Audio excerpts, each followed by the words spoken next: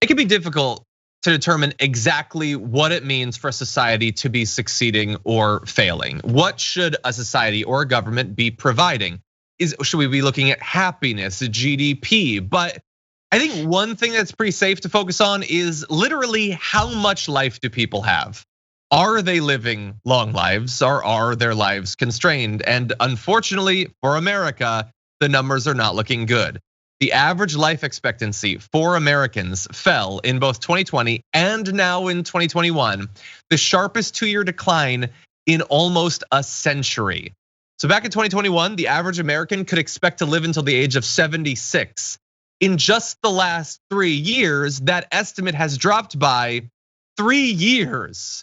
That is not the direction you want to be going in, and it certainly isn't the rate you want to be traveling in that direction. Now, why this happened is complex, and thus solving it will be complex. Obviously, the pandemic is a big part of it, but in addition to that, there's a rise in accidental deaths, drug overdoses, deaths from heart disease, chronic liver disease, cirrhosis as well. So a combination of the ongoing public health crisis, as well as a number of preventable illnesses, are drastically reducing American life expectancy. And look, everywhere around the world was hard hit during the pandemic. We know that, and that's gonna have an effect in these numbers. And so it did in 2020. But actually, by 2021, many advanced countries, wealthy countries like America, had recovered. And in part, that's because they actually cared about stopping the spread of COVID. There was vaccination and masking and social distancing and all that. But here in America, we did not prioritize that nearly enough. And so over 1 million Americans have already died. More died in 2021 than in 2020, despite the fact that vaccines were widely available at that point. And even now, a couple years into the pandemic, only 2/3 of Americans are fully vaccinated. Only 1/3 have had a booster shot. And those numbers might fluctuate a little bit over time. In fact, a new booster shot was just approved today. But if after 1.5 years of widespread availability of the booster shot, 1/3 have had it, we're not hitting 100%. We're probably not hitting 50% at this point.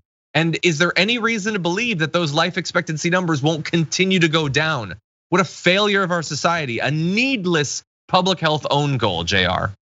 Yeah, you talked about some of those things that were happening, like with people's bodies and stuff. So the first thought could be, oh yeah, healthcare, which has always been a problem. But then of course it gets worse as more and more things just generally happen. But these added factors, we talk about happiness and sadness.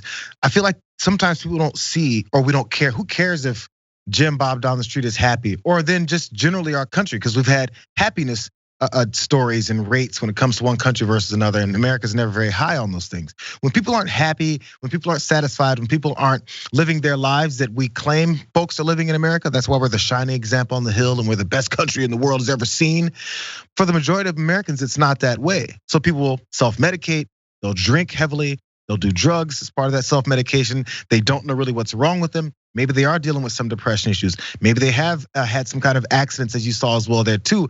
Then that leads to other pain medications. Nothing gets people off of this downward trend, especially when there's a lack of housing, there's lack of good paying jobs. People are in so much debt based off of things that they thought they could then take to get to that American dream that was promised that whole time. They were sold a false bill of goods. And then afterwards, there's bad marriages, issues with your kids. All this stuff happens that many conservatives complain about, but they always ignore the causes for these things. So yeah, people were locked up in their houses during COVID and people developed more depressive issues. People were distant. People don't even know how to really reintegrate with society many times, and all that they're concerned about. But they don't care about how it was then extended or at least ignored for so long that things got even worse. So do they really care about it, or do they just care about complaining about it? It's the same thing over and over again. Yeah. Well, if your concern is people caring about this and doing something about it, I've got good news and bad news on that score. So something that might make you think, hey, we will take this seriously, and then something that works in the opposite direction. So in terms of maybe people will take this seriously, like people in power, Republicans, here's the good news in terms of getting them invested. The white population did worse in 2021 than communities of color, besides Native American, Alaskan natives. So this is affecting white people. That means you gotta take it seriously, right? Come on, America. It's affecting the good ones. But the issue is that, but why is it affecting them? Well, because communities of color took the pandemic far more seriously, despite the fact that often we're hit hard. Once vaccination and masking and all that was available, they took it more seriously. White people were convinced that to be a good patriotic American, you had to willingly die of a respiratory infection. And they took that to heart. Literally, it got in their hearts. It was bad. And so will they take it seriously in that case? Probably not so much. Will they do stuff about the sort of the chronic illnesses that lead to so much death that are related to diet? Well, they've been convinced that taking diet seriously or making any changes is some sort of hippie commie plot, so probably not gonna take that too seriously.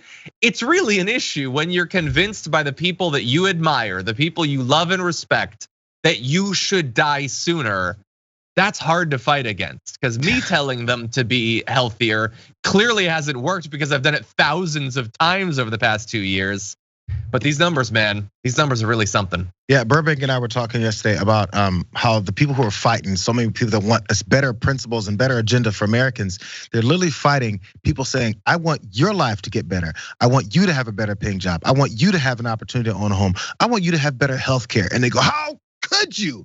And they've convinced enough people to hate folks that are looking to make your lives better and pressure politicians to do so. That's the fight amongst regular Americans. Yeah, I don't understand it. I don't understand it. And the more they're told to die, the more they love the people telling them to die. I don't get it.